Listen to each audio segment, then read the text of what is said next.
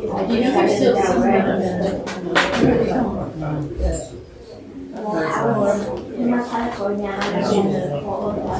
Sarah? This is kind of like an official name, but is it the research seminar? Friday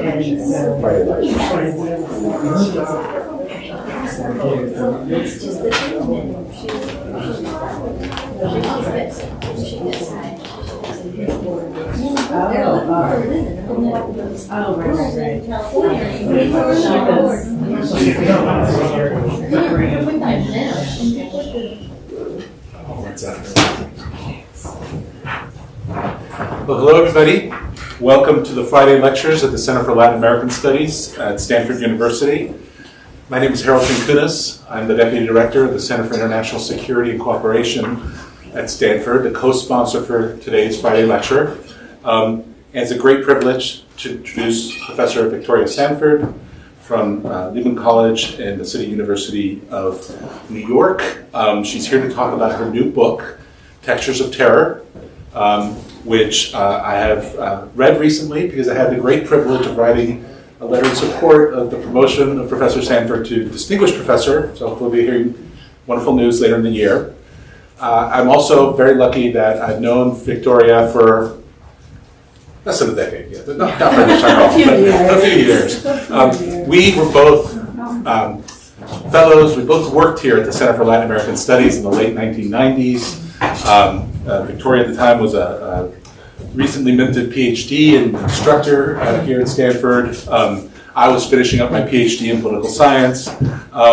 And not only was Victoria a wonderful colleague and friend, she's somebody who really, I think, influenced my thinking on human rights issues and international humanitarian law.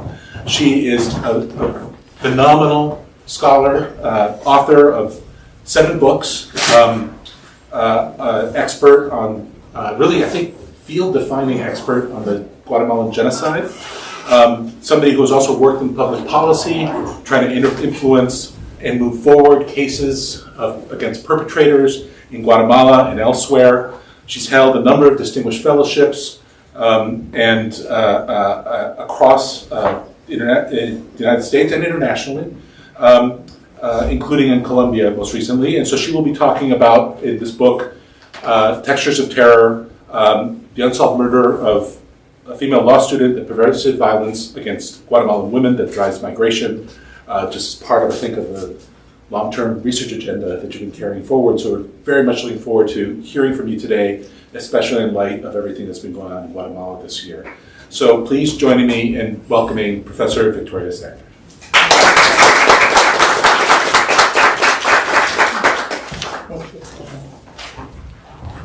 Thank you, Harold, for such a generous introduction, and it certainly feels like a homecoming coming back here to class and CSAC, and Harold and I both worked on our dissertations in the annex here at class, and we studied with Terry Carl, who used to be the director here, and she had a huge, I think, impact on both of us and our formation as academics, but also as public scholars, and recognizing the importance that our work in academia has for what happens in public policy.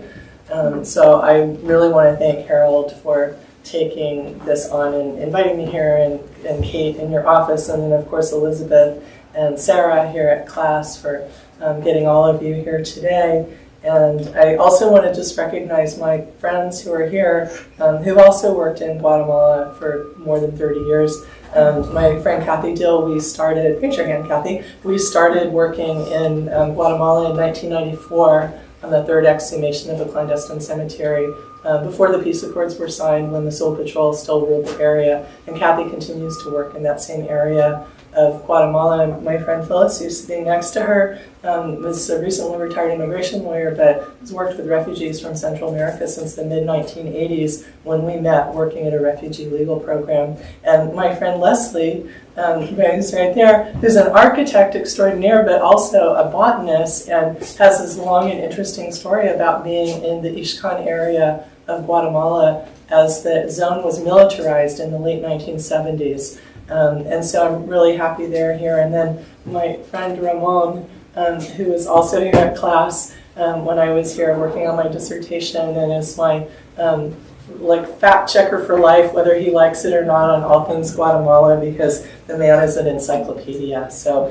I'm really appreciative to have them here as well. So if I make mistakes, you can know they'll correct me as we move along. So, okay.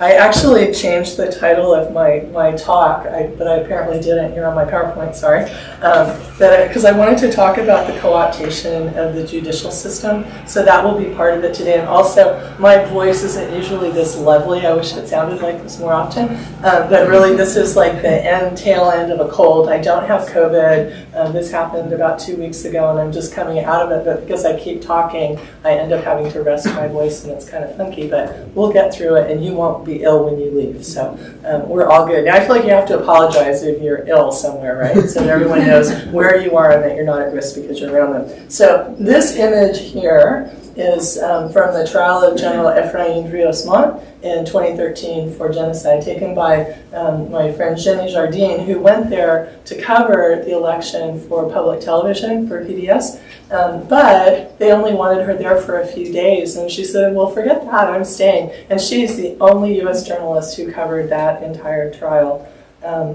So, oops, I pushed the wrong button.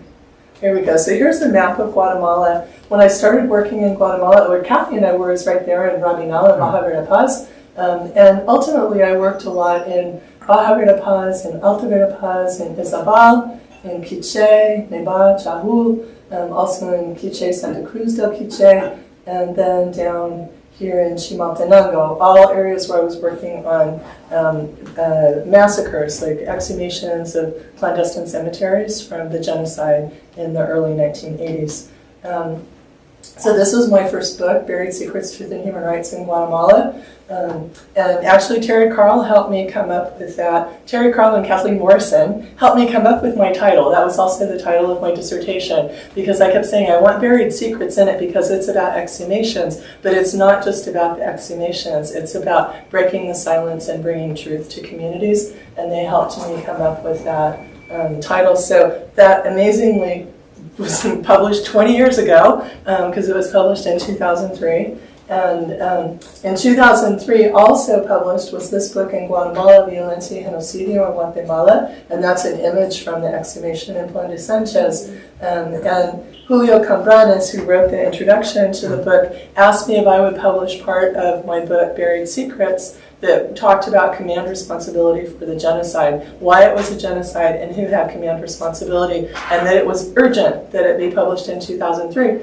And I said, well, why is it urgent? And he said, well, because General Efrain Rios Montt is running for president. Rios Montt, who came to power through a military coup in March of 1982, is running for president, even though the Constitution says you can't run for president if you came to power previously through military coup. But because the Constitutional Court and the Supreme Court were stacked with people who supported the military at the time, they ruled that although the Constitution says you can't run for president if you came to power through a military coup, it's not retroactive. So Rios Montt can run for president, but people who come to power through a military coup in the future won't be allowed to run for president after that. And so he was running for president, so my book became part of a national campaign to say there was a genocide and he shouldn't be president, and I was honored to participate in that. And I consider myself a public scholar and a public anthropologist, and my work is really driven to provide service to the communities where I work at their request. And so that's how that book ended up there. And the amazing thing is the half-life of these books, because now that book, Violencia y Genocidio en Guatemala, in October was published in Brazil, in Portuguese. And this is Violencia y Genocidio en Guatemala. It's the first general condemned in Latin America, because Rios Montt was condemned for committing genocide in Guatemala, and that's actually not only the first general in Latin America, but the first time in the world that a genocidaire was convicted of genocide in a domestic national court with no international tribunal. Of course, he only spent the weekend in jail, and then his conviction was thrown out on a technicality. The conviction was vacated, but he did spend the rest of his life under house arrest in different forms of appeal waiting to be retried. But the interesting thing for me is that my book about Guatemala is now being used in Brazil. I don't read Portuguese, so I'm not going to subject you to that.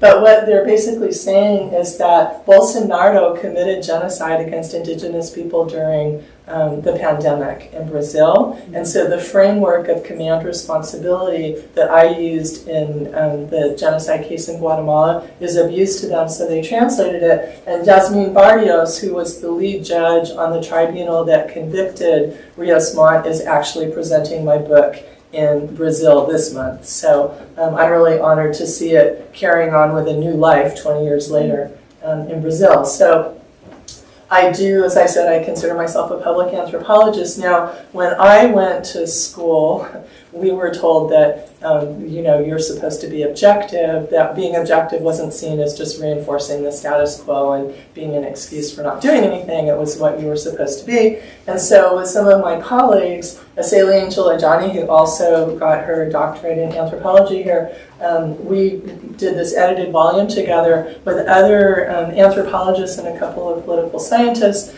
who were doing engaged work in the communities where they were working, talking about advocacy and activism and how that all works out. So then I got pulled into doing work on genocide. So this was published in 2008, the Guatemala from Genocide to Feminicide. I had actually gone to Guatemala. I had a semester sabbatical, and I was going to write a book about Colombia. That was what I was working on. And my colleague and friend Amilcar Mendez, who's a human rights leader, who in the 1980s was a rural teacher who single-handedly collected 13,000 thumbprint signatures of indigenous men who did not want to participate in army-controlled civil patrols, which was incredibly courageous of him to do, and had a lot to do with ending the civil patrols. But he won the Carter Award, the Mitterrand Award, the Kennedy Award for Human Rights, and I was really used to Amilcar saying, hey Victoria, there's this indigenous person, this Quiche person, they need some help, can you go with them? And usually it's really just accompaniment is about accompanying people, because if you're a gringa, the Justice of the Peace will open the office and let you go in and tell them what's happening more easily than if you're a monolingual Maya language speaker, or if you speak an indigenous language, and even if you are completely bilingual, you would often not be tended to. So my job was really kind of accompanying people. So I got to his house and thought it was something like that. And I met this man who is taller than me, and he's whiter than me, and he has blue eyes, and he's an auditor, and he's upper middle class, and he's really conservative, and he's evangelical. It's like most things that I'm not. And I'm thinking, well, he speaks Spanish better than I do. Like, how could he possibly need my help? What could I possibly do to help him? And what it was is that his daughter, who was a law student and went to law school with Amilcar's daughter, had been murdered. And he was trying to get justice in Guatemala City. And I had just never really thought about what was happening in urban Guatemala, what was happening in Guatemala City. I didn't really think about contemporary human rights because I was so focused on my work in rural communities, because the work that we did with the Guatemalan Forensic Anthropology Foundation ended up being also part of the Truth Commission report. So I was still very focused on that and what reparations would look like and things like that. So this book that was published in 2009, the year after the Genocidio al Feminicidio, so it was in production when I did the Feminicide, that little book in Guatemala. This Ethnicity, Land, and Violence in Guatemala was research that I had done for the forensic team with the Truth Commission, but that I built out into a book, because our report, if you look at the Truth Commission report, it's like 3 pages. And I had a lot more research than that was done. And most of this, some of it had been in my dissertation, but it made my book too big, and my editor really wanted me to focus on Rabinal and said, you have another book about Ponceos? And I decided it was more urgent to publish it in Spanish first, so I went with Spanish, and I have one chapter of it published in English, but the book it's still not in English. So that was in 2009. But because I was doing this work with Jorge, accompanying him, Claudia and Isabel's father, I started thinking about gender violence in a way I hadn't thought about it before. And I started working with other colleagues who worked on issues of gender violence, and with my colleague Katerina Stefatos, who works in Greece, and Cecilia Salvi, who was my graduate student at CUNY at the Graduate Center at the time.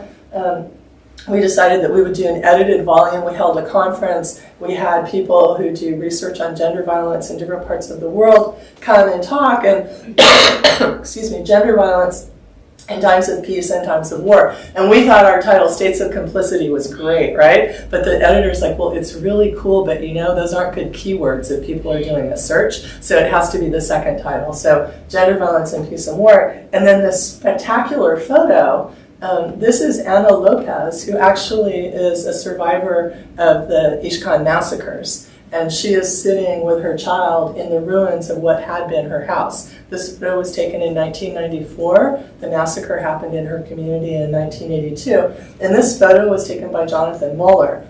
And I love this photo because I think it's a really beautiful photo, but I also know Ana Lopez, and I want to tell you that this is Ana Lopez today. And she is a lawyer who's completing her doctorate, and she is the president of the Maya Women Lawyers Association in Guatemala. And we were recently at Widener University in Philadelphia, where she talked about contemporary struggles for women's rights in Guatemala, but also about cases of gender violence, sexual slavery, and land theft during the genocide in rural communities. And she's still working on those cases, an incredibly courageous woman.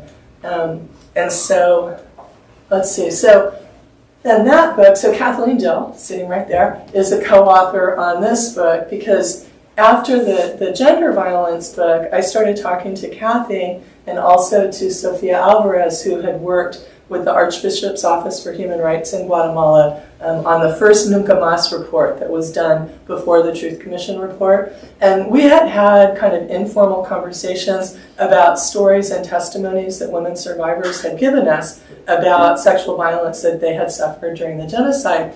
And then Sofia got a leaked document from the Army, which is called Operación Sofia, nothing to do with her, but that was the name of it. And it's a leaked Army document that gives all the maneuvers in and out of what the Army was doing in the Ixil area during the genocide. And Kathy had continued working in Rabinal with widows and orphans from the genocide there, and I had been working in different parts of the country, and particularly in the Ixil area, so we decided to write a book together about what had happened during the genocide and how sexual violence was used as a deliberate tool of the Army. It wasn't rogue officers out of control, but in fact, in the leaked document, the rape of women and sexual enslavement of women is referred to as recreation. So it was systematic, and because we had all worked in different parts of Guatemala, our ethnographic research and Sofia's legal research, she's a lawyer, really showed the systematic way that these same methods were used to capture and enslave women on Army bases throughout the country. And this incredible photo was taken, that other photo was taken by Jonathan Muller. This photo was taken by Ulfanir in Neva in 1982 at the height of the genocide. And I think the body language is really quite powerful in that photo. So that was in 2020 that we did that book, and then that brings me to Textures of Terror. So it is 1:50. How much more time do I have? I want to just make sure I keep to time. We're till 2:30, right? Okay, so I'll be done for then. So this is the book Textures of Terror, and that is an image of Claudina Isabel, and I want to thank my editor Kate Marshall at UC Press, because I really didn't want her image to be used, because I'd had really terrible experiences with the use of images by publishers, in the past, and I won't share with you the particular example, but I did share with her, and she said, don't you worry, I would never do anything like that. And I said, look, I want a book that is beautiful that I can give to Claudina Isabel's father, and he will know that we have respected her and respected her life and the work that you've done. And I think she did a really beautiful job on that. So she gave me veto power if I didn't like it, which I appreciated, because you don't always get that with the press. But that was the condition for the use of the photo. So the impact of the violence, the genocide, was 626 villages massacred, 1.5 million people displaced in a country that had about 8.5 million people at the time. That's like more than 1 out of every 8 people. So in this room, 1 out of 8 people no longer have a home, and whatever clothes you're wearing right now, you will be wearing the threads of those same clothes if you're still alive in 2 years after flight in the mountains. 150,000 people fled to refuge in Mexico, and more than 200,000 people were dead or disappeared. So that has a profound impact on what happens afterwards, right? So you have state terrorism. The Guatemalan army carried out a generalized and systematic attack on the civilian population. It's not rogue officers. These are army campaigns that were specifically directed at the indigenous population, and the goal of those attacks was extermination of the indigenous population. This was a planned genocide. Genocide doesn't happen by accident. It's a military plan.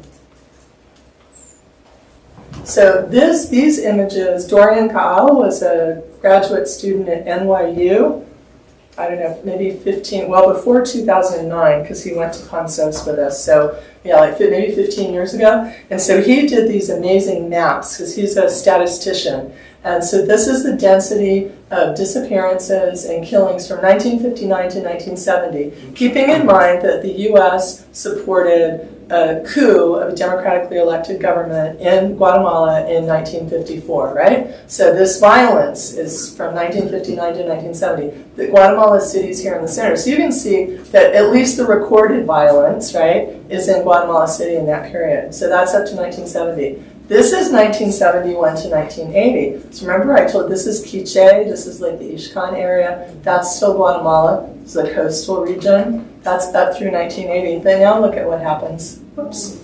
Oh, went too far.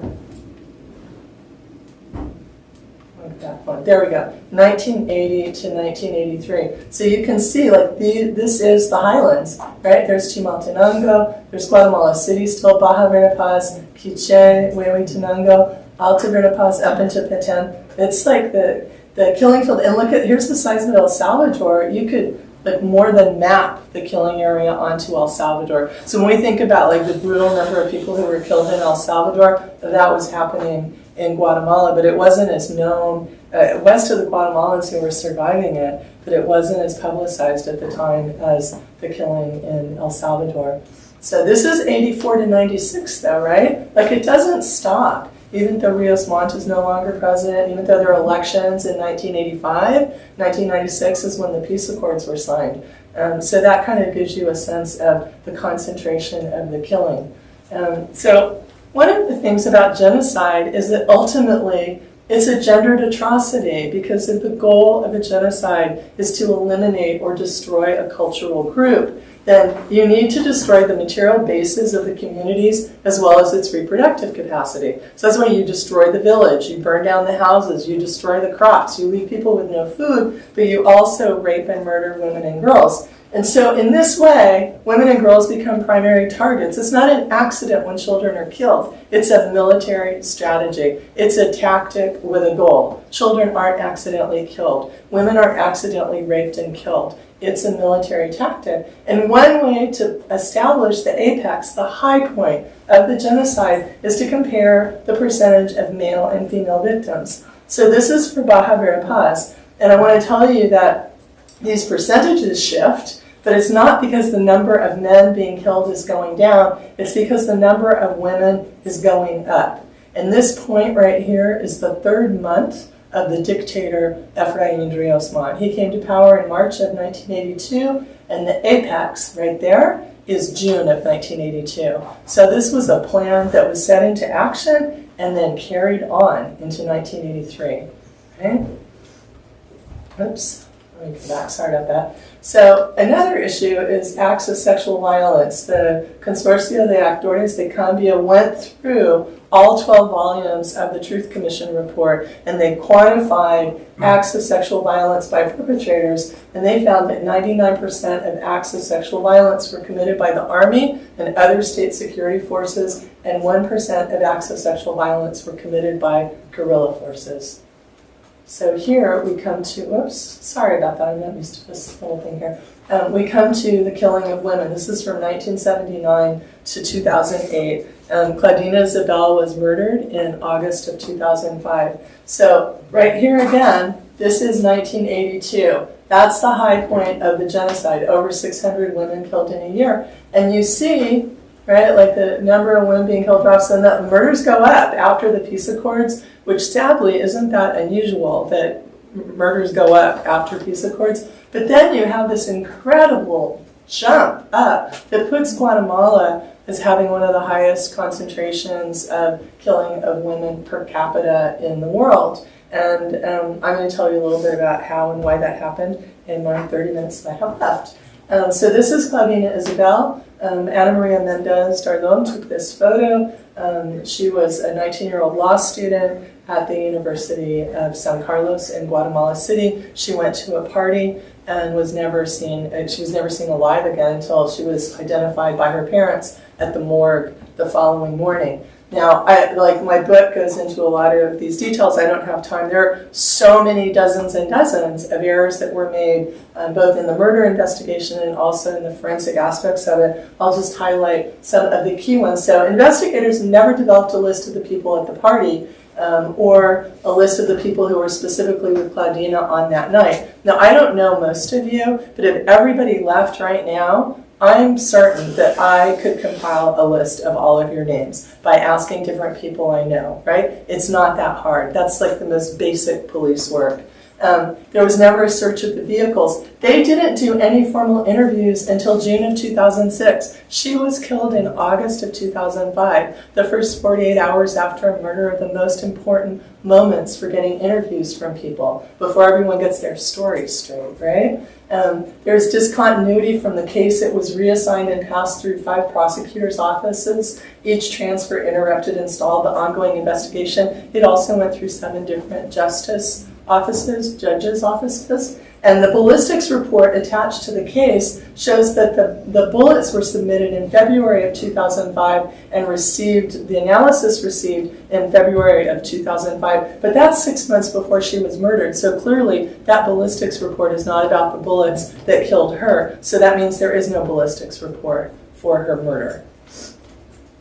These are just basic medico-forensic mistakes that were made. No fingerprints or nail clippings were taken during the autopsy, but you need both of those for identity, for DNA, and also for identity. What they did is they showed up at the wake that was held, the memorial service, with 1,000 people from the university and her friends and family there, and they told her father that if he didn't bring the coffin into this other room and open it up and let them clip her nails and fingerprint her, that they were going to arrest him for obstruction of justice. And at the same time, they gave him the clothing that she had been wearing when she was murdered and said, you should put this in the coffin and bury it with her. That's what most families do. Okay? The medical examiner noted that there was manipulation of her cadaver, but there's no description of what that was. And why that's important is there can be injuries that happen before, during, and after a murder, and a trained medical examiner can tell that, and that can help identify as the place she found, where she was found, the place where she was murdered. The crime scene didn't submit their report until August of 2005. And the report was never incorporated into the police investigative file until November of 2005. So how can the police even move forward with the investigation if they don't even have the most very basic information that was found? But I think one of the most significant points of contention was that the OJs, the Organismo Judicial, that was the precursor to the National Forensic Office that's there now. But the chief medical examiner didn't record her name. She was identified the morning after her murder, and the only reason her name was ever even put on the file was because her father hired a lawyer and went to court and got an administrative order that made the medical examiner put her name on the file, on the case, and he still continued to refer to her as Ekis Ekis. And one of the reasons that that's really important is because at the time in Guatemala, the police and the prosecutors said, look, most of these girls and women who were killed, they're gang members, they're prostitutes. No one even comes to reclaim them. We don't even know their names. Well, we knew her name, and they didn't put it on. And P.S., they read in the police report that she was a gang member because she had a belly button ring and was wearing sandals. Right? So you can see like the way that the case is dismissed. So why is it feminicide? So feminicide builds on the concept of femicide. Femicide is the murder of women in criminology literature. The FBI and Canadian Royal Mounted Police use that term because the MO of the murders of women and murders of men are different. But it's also a term used in feminist literature. Femicide is a crime of hate against women, and it's the killing of women by men because they are women, right? And because of time constraints, if you want to know more about the differences, I can tell you that during Q&A. So feminicide holds responsible the male perpetrators, but it also holds responsible the state and judicial structures, right? Because this crime exists because of the absence of guarantees of the state to protect the rights of women.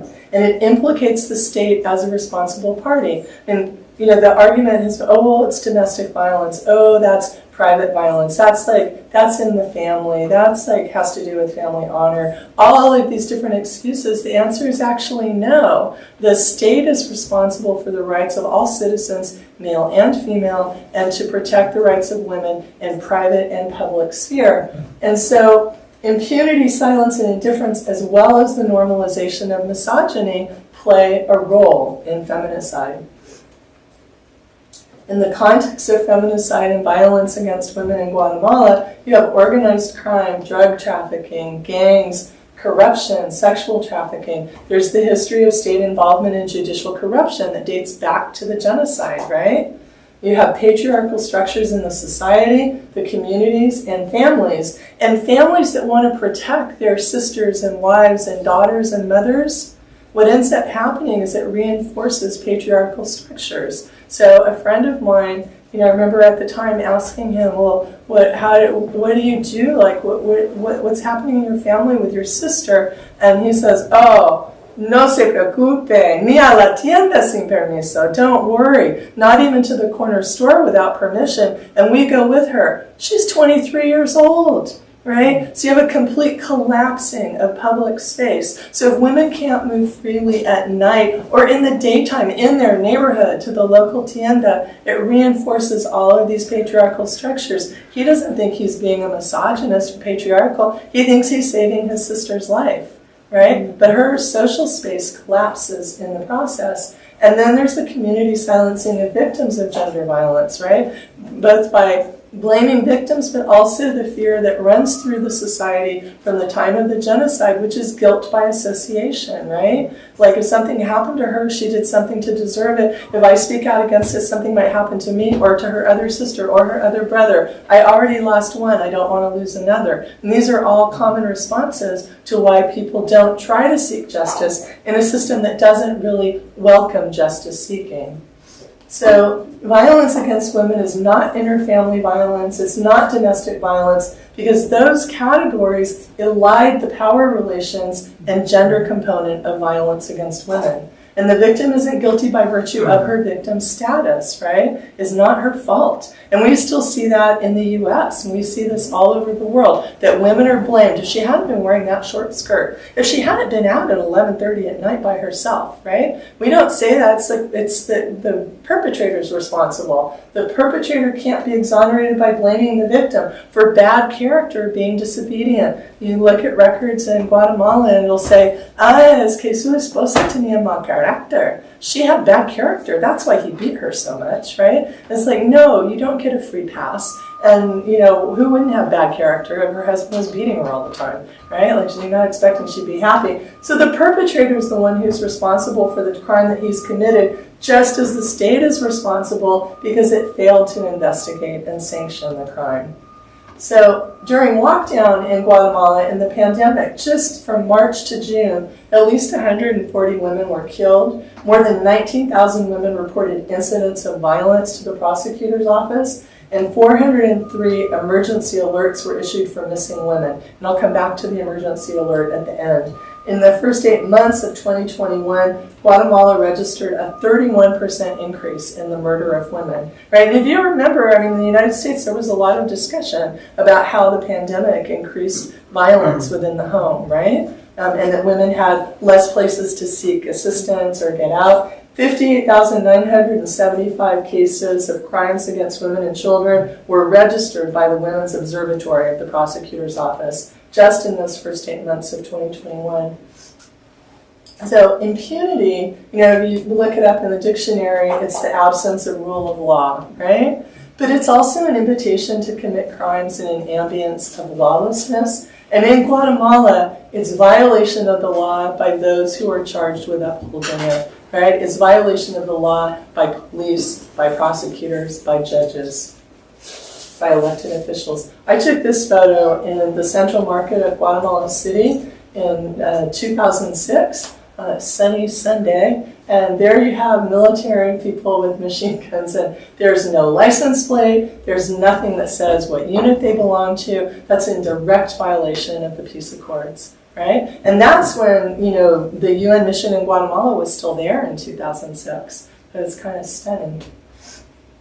So the state fails to protect women. The Guatemalan state has failed to create juridical and social conditions to ensure the safety and security of female members of the society. And, you know, Amnesty International pointed out that the Guatemalan government, the way they classify causes of death and homicide statistics, unnecessarily complicates the little information available. They would lump together carjacking, rape, and disappearance as one category of women being killed. Right? They actually had a category as crime of passion, and there was also one, se enojo. She got mad or someone got mad at her.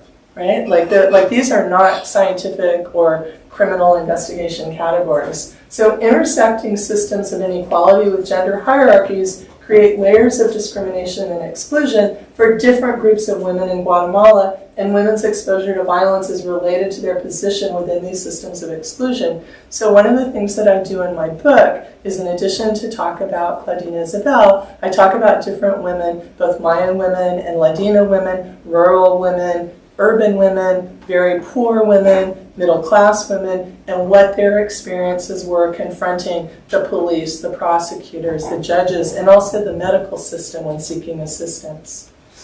So the failure to investigate. Now, the CICIG, the UN Commission Against Impunity in Guatemala, worked there from 2008 to 2019. And, you know, there was a study that's really interesting that was done by Guillermo Trejo and Camilo Nieto Matza, and their statistical analysis, so this kind of stuff I can't do, so I love people who do that because I'm a real qualitative researcher. So I love it when people can quantify and do these analyses about what shifted. They estimate that in that 11-year period, CICIG stopped 20 to 30,000 homicides from happening in Guatemala, right? And so when the 2016 CICIG showed that in 2015 to 2016, only 43% of gender violence cases were even accepted by the prosecutor's office. That means that 57% of the cases were never investigated at all, right? And those that they did investigate were like Claudina Isabel's, right? Like this is a case that supposedly is actively being investigated, where you have people pushing for something to happen. The impunity rate for gender violence was 98%. And the impunity rate for all crimes in Guatemala was almost 98%. Crimes of corruption, 99%. Still, CICIG did a lot while they were working there, and I can talk more about that in the Q&A. But, you know, state involvement in gender violence is real because the state has responsibility for violence against women. Whether they do it by commission of the crime, they actually commit it.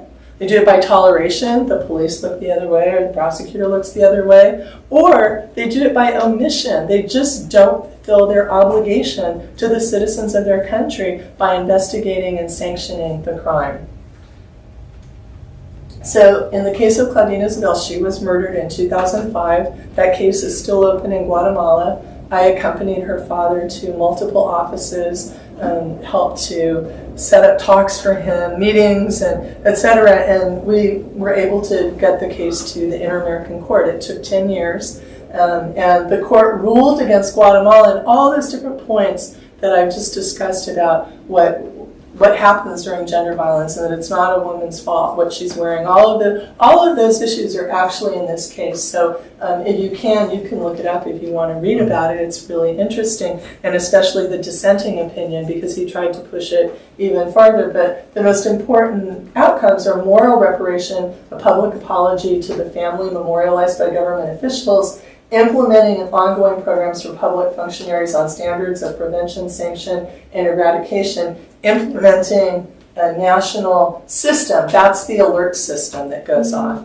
But unfortunately, if you set up an alert system and you don't back it up with police investigations, and you don't back it up with prosecutions, and you don't back it up with jailing murderers, what you end up with is the normalization of women disappearing and dying if that alert is going off every day. Like, do you get Amber Alerts? When you get an Amber Alert, don't you go, oh, like what happened? Well, what if you got that every day, 2 or 3 times a day? You would just start to feel like that just happens. That's just something that happens, right? Because if it's not backed up by real structural reform, it doesn't have the same meaning. And monetary reparations and psychological support were also provided that were really insufficient. But still, it's really significant because they condemned the government of Guatemala and said, yes, the state is responsible. The state has an obligation to do this kind of work. So, in my remaining time here, so hashtag Tengo Miedo, just like we had the Me Too movement, hashtag Tengo Miedo, hashtag I'm Afraid, was a movement in Guatemala of women writing that they were afraid and why they were afraid. But it also coincided with the criminalization of prosecutors by a really corrupt system in Guatemala. And one of them was Erica Ifan, another was Thelma Aldana, a former attorney general, and they both put hashtag Tengo Miedo, like I left Guatemala because I'm afraid I'll be killed, right, if I stay. And to date, more than 38 Guatemalan anti-corruption justice operators who worked for CICIG have been criminalized by the corrupt justice system that exists today. And the thing that's really important to note is that in 2019, when President Morales refused to extend the mandate of CICIG and also barred Ivan Velasquez, the commissioner of CICIG, from returning to the country, CICIG had a 70% approval rating in Guatemala. And that's an important number to remember, 70%. And at the same time, that President Morales, his approval rating, I think, was 19%, if I remember correctly. It was barely 20%. Migration from Guatemala dropped 35% during CICIG's first year. Why is that? Because people had hope. People don't want to walk through Mexico. People don't want to deal with coyotes and traffickers. People don't want to leave their extended family and network. If people have hope and they think something good might happen, they want to stay home. They want to make their world better. A record 264,168 Guatemalans were caught at the U.S. border after CICIG was blocked, right? That was the highest number of people at the border. So when people ask, like, why are women risking their children's lives in crossing Mexico? They're saving their children's lives because they don't have a safe place to be in Guatemala. You have to be really desperate for it to make sense for you to cross through Mexico, right, with your children.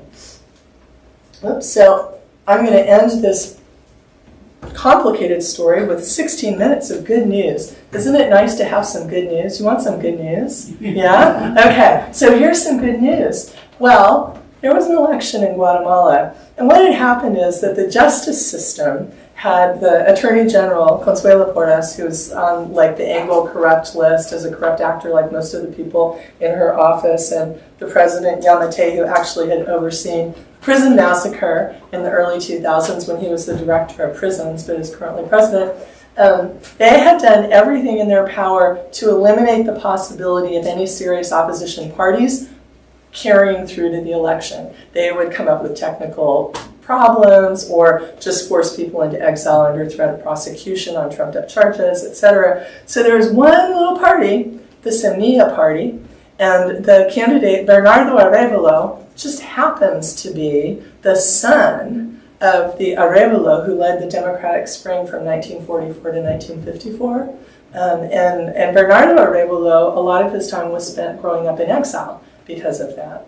And he was a candidate for president, but he's a sociologist, and it was a little tiny political party, and his party was so irrelevant that the bad people in Guatemala just didn't even care if he was running for office. They let him run for president, even though they drove all these other people out. His party was so tiny that up until he won the election, he got second place. The way the elections work there is everybody runs, and then the top two candidates go for a runoff, right? He got second place, but just like 1 or 2 points behind the government candidate, right? Up until that day, Bernardo Arevalo was driving his little old funky stick shift vehicle by himself to campaign events, right? Because he didn't have any campaign funds. And why did he get second place? Because that party ran as an anti-corruption party, and also because more votes were cast nulo, blank ballots, in protest of all the parties that had not been allowed to run. But then what happened in the runoff is everyone said, well, we want Bernardo Arevalo because he's honest, because he's an anti-corruption candidate, because the members of his party oppose corruption, and we're all sick of corruption, because Claudina's case is an example of what happens with corruption, right? Just like if you have to pay bribes to use a bus, or walk across the street, or pay the gang so you can have your tienda in your house, all of these things are a result of corruption, and Guatemalans are sick of it. So they voted for him. He got more than 60%. Ramon, what was the percentage that he won by? Bernardo Arevalo in the election, what was it? Was at least 50 points. Yeah, he's like so many points above. He was so many points above. She got, I think, less than 20% or just a little over 20. Just really, really low. So he massively won. They couldn't say he didn't win, right? But then they started to say, well, the party didn't register properly. It didn't do this properly. And they were trying to eliminate it. So what happened is the indigenous authorities, the 48 cantones, the 48 communities of Totonicapán that have their own indigenous mayoralities in the communities, they all met in their communities, and then their alcaldes indígenas, they all met. And so they went to the Ministerio Público and they presented a legal document demanding the resignation of the Attorney General. And of course nothing happened. And they said, well, that's okay, because you know what? These are some of the leaders. Well, we're just going to stay here in Guatemala City. We're going to have a strike. We're going to have a national strike. So it started as this national strike, this small group of indigenous people in front of the Constitutional Court, in front of the Ministerio Público, and pretty soon you have these are indigenous women from Rabinal. Now everyone's coming. They're coming from all over the country, and it's a national strike. And then, this is the 10th day of the national strike. Now there are posters. And by the way, all these images are from Prensa Comunitaria. And if you want to follow them, go on to Twitter. That's the best place. I still call it Twitter. You know what I mean. Go on to Twitter and look up Prensa Comunitaria, because they have the best coverage constantly. They show you on the ground all over the country. And so this was, we refuse to live under a dictatorship. Guate resiste. Guatemalan resistance. So what does it look like when there's a national strike? This is what it looks like. People have really heavy backpacks because they're carrying food and water because they don't know how long it's going to go on. This is, a bridge, I think in Alta Verapaz, so I don't misremember. This is the community. This is what it looks like. The national strike was the entire country. It's not just in Guatemala City. It's absolutely everywhere. Every municipality. And people would pray. They took the flag. They made the flag their banner. There's some video. I don't have the tech skills to put video into my PowerPoints, but there's amazing video with Prensa Comunitaria. There's a moment when it looks like these police are going to move in on them, and all of the people just put their heads down, take their hats off, and they start to sing the national anthem, and the police took their hats off. It wasn't the combat police, the riot police. It was the regular police with their hats, but they took their hats off and they sang the national anthem. You know why? Because they're sick of corruption too, right? Everybody is forced into this corrupt system. And so this is like a little village. Caserío Esquipulas, Aldea Nacuta, Santa Eulalia, Huehuetenango. I mean, that village probably has 12 people, or 12 families, but they're there, right? And we're here in the struggle because we don't want our Guatemala run by corrupt people, right? Like, they're all tired of it. Guatemalans work really hard. 50% of Guatemalans are hungry while I'm talking to you today. And they're hungry not because it's a poor country, they're hungry because of inequality. Guatemala has the most unequal distribution of resources in the Americas, except for Haiti. The difference between Guatemala and Haiti is that Guatemala is a rich country, and it has a lot more resources than Costa Rica does, and Costa Rica doesn't have hungry children like Guatemala does. But that's because they have a better distribution of wealth. So here's another, see, everyone's got the flag, another place where people are praying. This is at nighttime because people were out day and night and day and night, and they didn't care if it was raining. They were out playing marimba. Their families, those staffs that they're carrying means that they're leaders from their communities. This is what it looks like at nighttime when it's raining, and they're standing out in the rain and they're holding up their phones to show the light. They're making food, right? They're like these massive food production lines, making tamales, and people started giving food. There was a beautiful video. There's like a mass of people, right? A video of this man carrying a pack of toilet paper and a pound of sugar, and he said, I'm a pensioner, I'm really poor, but I want to support the people, so I'm bringing this to them, right? And here you have like the food again. This is like this is a main carretera, right? A main highway in Guatemala. And this is what it looks like, right? So there you have it. They said, you know, we let pickups that are carrying fruits, vegetables, basic grains, and milk, ambulances, and people who need medical attention through, right? So they weren't letting regular trucks through. And this is the, I think that's Aguilar Batres, which is the main entry into Guatemala City. This is what the map looked like a couple of weeks ago. These are all the roads that are stopped. And the main roads, right, like right here, right up through here, these are all the roads that are needed. And right through here, this is really important, right from the ports, they stopped those from functioning to try to make people pay attention. And these are the lists that were coming out every day. You can see all those roads are blocked, right? And then, of course, they tried to put some infiltrators in to commit violence, but the communities refused to allow that to happen. These guys ended up getting arrested, and they were charged a fine of like 300 quetzales, which I think is like less than $50 right now, roughly. These guys came out. There were a couple of incidents where they were instigated by infiltrators and some tear gas was fired, but really it's been there hasn't been the kind of violence, partly because literally everybody's been out. And also, the U.S. finally started to move more in the direction of what they should be doing. I'm just falling out, 7 minutes left. So this is the 25th of October. This is Brian Nichols, who's the White House Assistant Secretary for the Western Hemisphere. He's the former ambassador, I believe, to Guatemala. He was engaged in vital conversations with indigenous communities and their contributions. And then he said, you know, we support the right of the people to defend democracy, and the international community is worried about democracy in Guatemala. And then, this is amazing, on the 30th of October, Representative Congresswoman Norma Torres wrote a letter. There are several, if you want to give money to candidates, give it to her and the people who signed this letter.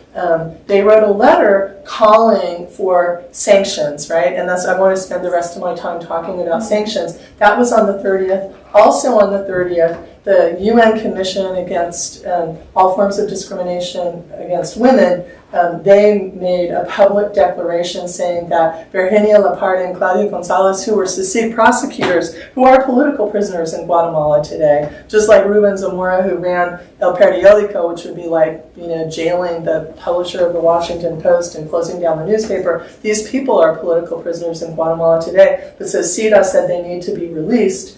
And then the people quickly said, you know, we continue in our resistance. And Bernardo Arevalo said the electoral process is closed. The best is yet to come. We will take office, all who were elected on the 14th and 15th of January.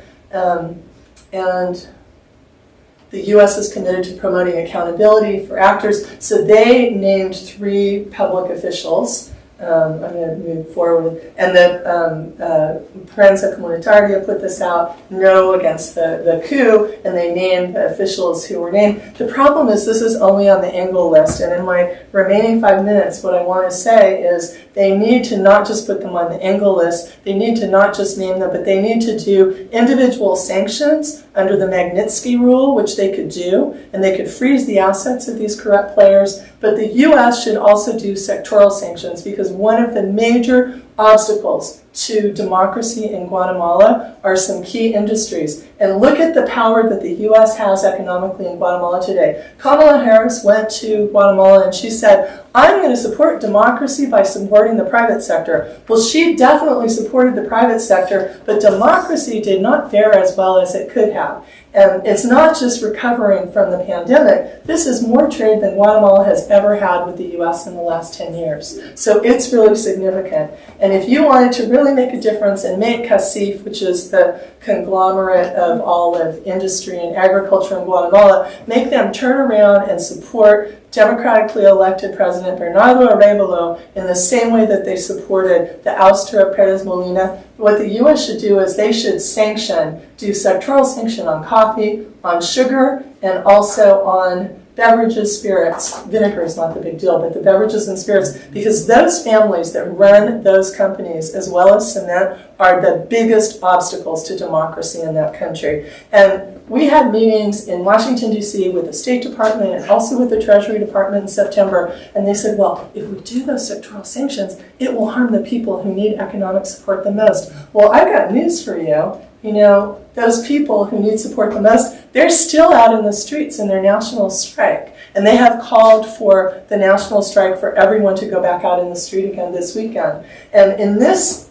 particular one, if you see the video on Prensa Comunitaria, he is making an announcement saying, we are paying for everything ourselves. We're not paid by outside people.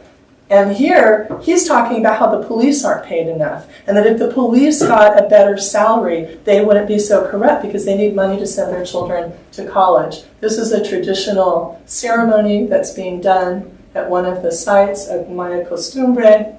This says the bad men who make promises to their country and then betray them. Guatemala is a pueblo Maya, right? So this is a huge Maya-led strike. It's not led by people in the city, it's led by indigenous communities. I'm at the end here. And so this is like the new symbol in Guatemala. I love the 48 cantones, right? Because those 48 cantones changed the history of Guatemala. And now I'm done here because I love this. Oh, come back. There. I love this. Those are people. They made that. It says venceremos with people in the road that's blocked. So thank you so much for listening. And I'm right at 2:28, 2 minutes to spare. Okay. There we go. Thank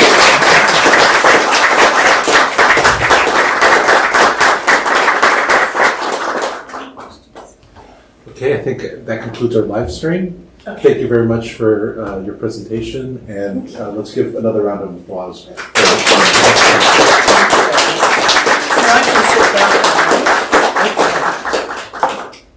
Is the live stream on? Okay. Thank you so much. Now I can sit down.